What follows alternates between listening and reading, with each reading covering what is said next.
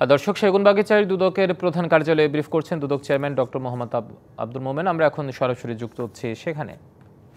228টা সংযুক্ত আরব আমিরাতে এবং 9টা যুক্তরাষ্ট্রে, বাংলাদেশের প্রপার্টি বাদ দিয়ে আমি এটা বলছি।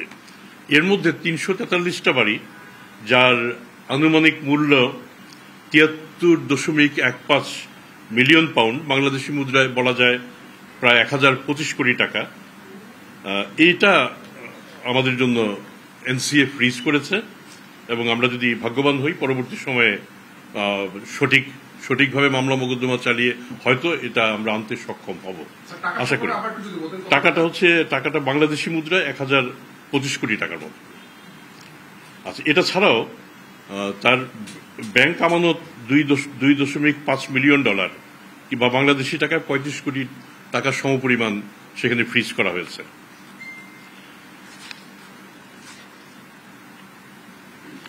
মানে এই সাইফুজ্জামান জাভেদের আর বিভিন্ন জায়গায় আরো কিছু প্রপার্টি আছে যেগুলি নিয়ে কাজ করছি এবং আমরা যদি সঠিকভাবে বিভিন্ন সংস্থাকে পাঠাতে সক্ষম হই আমরা আশা করি সেখানেও সুফল পাব।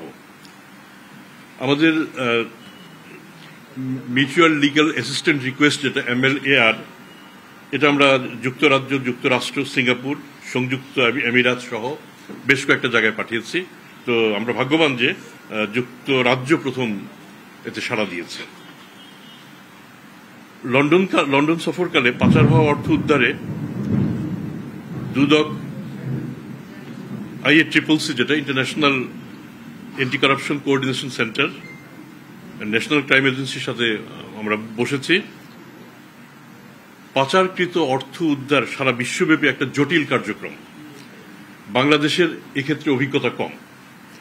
এই কাজে দুদকের কর্মদক্ষতা বাড়াতে এনসিএ আমাদের সাহায্য করবে প্রতিশ্রুতি দিয়েছে এবং আমরা এর মধ্যেই একজন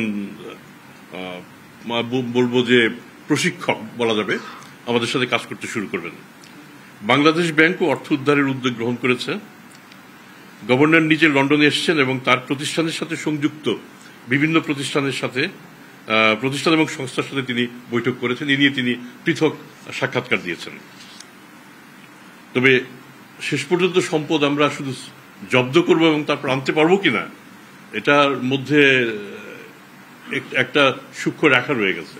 সেই অংশটুকু হচ্ছে আমরা যে দাবিটা করছি, সেই দাবিটা আমাদের নিজেদের প্রতিষ্ঠা করতে হবে এবং সেই দাবির সমর্থনে আমাদের আদালতের যেমন আদেশ থাকবে, তেমনি ব্রিটেনের আদালত যদি আদেশ দেয় তারপরে আমরা সেটা আমাদের কাছে ফেরত আনতে পারবো।